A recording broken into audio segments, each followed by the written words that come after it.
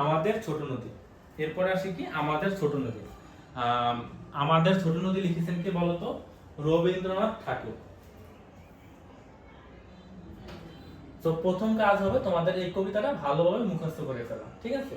আমাদের ছোট নদী চলে বাঁকে বাঁকে, বৈশাখ মাসে তার হাঁটু জল থাকে, পার হয় যায় গরু, পার হয় গাড়ি, দুই ধার উঁচু তার ঢালু তার পারে, চিক চিক করে বালি কোথাও না কাদা, এক ধারে কাশবন ফুলে ফুলে সাদা, কিচিমিচি করে সেটা শালিকের ঝাঁক, রাতে ওঠে থেকে থেকে শেয়ালের হাঁক।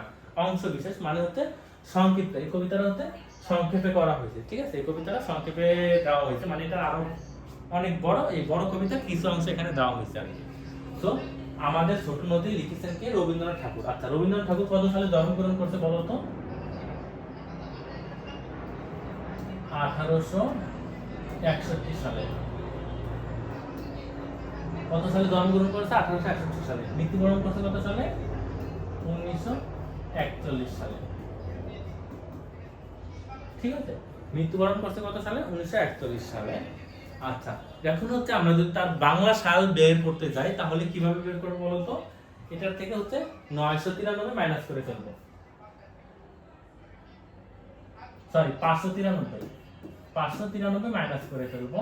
তাহলে কত আসে? 3 আছে 11/3, 4 5 6 7 8 9 10 11, 8 7 আছে 1 1 9 10, 6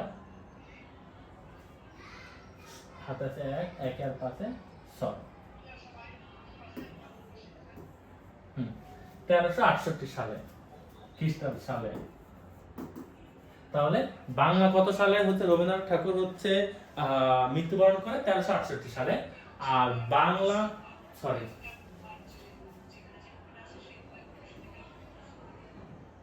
এখানে একটু ভুল হয়েছে আমার, আমি হচ্ছে আবার রিপিট করতেছি। রবীন্দ্রনাথ ঠাকুর হচ্ছে জন্মগ্রহণ করে 1861 সালে, আর মৃত্যুবরণ করে হচ্ছে 1941 সালে। মৃত্যুবরণ করে 1941 সালে, ঠিক আছে? মৃত্যুবরণ করে 1941 সালে, আর জন্মগ্রহণ করে 1861 সালে। আর তার হচ্ছে বাংলায় কত সালে জন্মগ্রহণ করে আর ইংলিশে কত সালে জন্মগ্রহণ করে সেটা হচ্ছে বের করব। এটা থেকে 1861 থেকে হচ্ছে আমরা যদি 593 মাইনাস করি তাহলে 8 6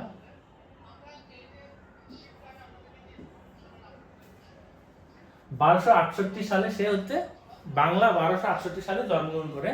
আর বাংলা কত সালে সে মৃত্যুবরণ করে বলতো? 1348 সালে। টোটাল 4টা সাল এখানে আমি হচ্ছে একটা পিডিএফ আকারে তোমাদের দিয়ে দিব, ঠিক আছে? সো এটা নিয়ে টেনশন নাই। আচ্ছা, আমরা কবিতাটা ভালোভাবে পড়ি। লিখেছেন রবীন্দ্রনাথ ঠাকুর। রবীন্দ্রনাথ ঠাকুরের বানানটা ভালোভাবে দেখবা। আমাদের ছোট নদী চলে বাঁকে বাঁকে, তাহলে এই ছোট নদী এই যে বাঁকে বাঁকে চলে, ঠিক আছে? এরকম বাঁকা বাঁকা হয়ে চলে, এই কথাটাই বলা হয়েছে। বৈশাখ মাসে তার হাঁটু জল থাকে। আচ্ছা, বৈশাখ মাসে তো হচ্ছে অনেক রোদ থাকে, ঠিক আছে? বৈশাখ মাসে তো কোনো ঝড় বৃষ্টি থাকে না, মাঝে মাঝে কাল বৈশাখী হয়। এখানে এই সময় হচ্ছে গ্রামের পুকুর টুকুর সব শুকিয়ে যায়, সো এই নদীর পানিও এখানে শুকিয়ে যায়। তাহলে হাঁটু জল থাকে মানে হাঁটু সমান পানি থাকে। পার হয়ে যায় গরু, পার হয়ে যায়, এখানে গরু বানানটা ভালোভাবে খেয়াল করো, ঠিক আছে? এখানে গরু বানানটা এভাবে দাও, পার হয় গাড়ি। আর অবশ্যই হচ্ছে এই যে বিরাম চিহ্ন এগুলো ভালোভাবে খেয়াল করো, ঠিক আছে? দুই ধার উঁচু তার ঢালু তার পারে। আচ্ছা, দুই ধার উঁচু, এই যে উঁচু, আর ঢালু তার পারে হচ্ছে এই যে এটা হচ্ছে ঢাল, ঠিক আছে? চিকচিক করে বালি কোথা নাই কাদা, যে নদীর পাড়ে যে বালিগুলো এগুলো চিকচিক করে, এক ধারে কাশবন ফুলে ফুলে সাদা, তাহলে এক ধারে এই যে কাশবন হচ্ছে ফুলে ফুলে সাদা। কিচিমিচি করে সেটা শালিকের ঝাঁক, রাতে ওঠে থেকে থেকে শেয়ালের হাঁক। হাঁক মানে হচ্ছে ডাক, ঠিক আছে? আই গেস হচ্ছে তোমরা বুঝতে পারছো। এখানে শব্দ অর্থ শিখি। হাঁটু জল মানে হাঁটু সমান পানি, ধার অর্থ তীর, ঢালু অর্থ নিচু, সেটা হচ্ছে সেখানে, ঝাঁক অর্থ দল, হাঁটু থেকে হচ্ছে একটু পর পর, থেকে থেকে হচ্ছে একটু পর পর, আর হাঁক হচ্ছে ডাক। শব্দ দিয়ে বাক্য বানাই, এটা হচ্ছে তোমাদের হোমওয়ার্ক থাকবে, এগুলো দিয়ে বাক্য তৈরি করবা। কবিতাটি আবৃত্তি করে কবিতাটা তোমরা মুখস্থ করে ফেলবা, ঠিক আছে? কোন মাসে নদীতে হাঁটু জল থাকে? বৈশাখ মাসে। শালিকের ঝাঁক কোথায় কিচিমিচি করে? কাশবনে শালিকের ঝাঁক কিচিমিচি করে। কাশবন দেখতে কেমন? ফুলে ফুলে সাদা। আচ্ছা, এখানে আর একটা তোমাদের বড় মিস্টেক তোমরা করো, কোশ্চেনের অ্যান্সার লিখতে গিয়ে কোশ্চেনের অ্যান্সারটা ফুল সেন্টেন্স লিখতে হবে। এখানে যেমন আছে কোন মাসে নদীতে হাঁটু জল থাকে? তোমরা অনেকে লিখো জাস্ট বৈশাখ মাসে, এভাবে লিখলে হবে না, লিখতে হবে বৈশাখ মাসে নদীতে হাঁটু জল থাকে। ফুল কোশ্চেনটা লিখতে হবে, ঠিক আছে? বৈশাখ মাসে নদীতে হাঁটু জল থাকে, এখানে ফুল কোশ্চেনটা লিখতে হবে। ক্লিয়ার? আচ্ছা, পরের চরণ লিখি। এখানে হচ্ছে আমাদের কবিতাটা মুখস্থ করতে হবে। মুখস্থ করতে হলে পরের চরণ বলো অথবা আগের চরণ বলো, আমরা এগুলোর সবগুলোর অ্যান্সার পারবো। এটার ভেতরে তেমন কোনো হচ্ছে ইয়া নাই, যুক্তবর্ণ নাই। এখানে হচ্ছে বাঁকে বাঁকে এই চন্দ্রবিন্দুটা খেয়াল করবা। তারপরে হচ্ছে হাঁটু জলের হাঁটুর উপরে চন্দ্রবিন্দু আছে, ঝাঁক হাঁক এগুলোর উপরে চন্দ্রবিন্দু আছে।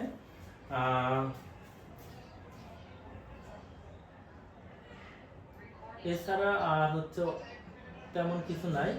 সো আমাদের হচ্ছে নববর্ষ ও হচ্ছে আমাদের ছোট নদী আজকে ক্লাসে এই পর্যন্ত থাকলো। তো তোমরা হচ্ছে কবিতাটা ভালোভাবে মুখস্থ করবা। এই কবিতার হচ্ছে দুইটা প্যারা দেওয়া আছে, প্রথম প্যারা দ্বিতীয় প্যারা। প্যারা মানে হচ্ছে স্তবক, স্তবক তো বুঝো নাকি? লাইন হচ্ছে প্রতিটা লাইন, ঠিক আছে? লাইন হচ্ছে এই যে প্রত্যেকটা একটা লাইন, একটা লাইনে একটা লাইনে একটা লাইন, এগুলো একটা লাইন। আর প্যারা হচ্ছে বা স্তবক হচ্ছে এই ফুলটা মিলে হচ্ছে কি একটা স্তবক, ঠিক আছে?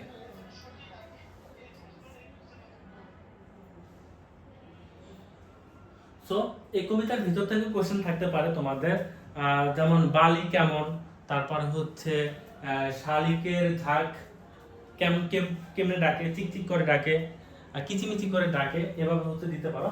আচ্ছা, এই ছাড়া তোমরা কতগুলো ইয়া করবা, বাক্য রচনা করবা। সেটা হচ্ছে কিচিমিচি দিয়ে বাক্য রচনা করবা, চিকচিক দিয়ে বাক্য রচনা করবা, হাঁটু জল দিয়ে বাক্য রচনা করবা, বাঁকে বাঁকে দিয়ে বাক্য রচনা করবা, ঠিক আছে? এই কয়টা, এই চারটা ওয়ার্ড আর সাথে যে এই ওয়ার্ডগুলো আছে এইগুলো দিয়ে হচ্ছে বাক্য তৈরি করবা, ঠিক আছে?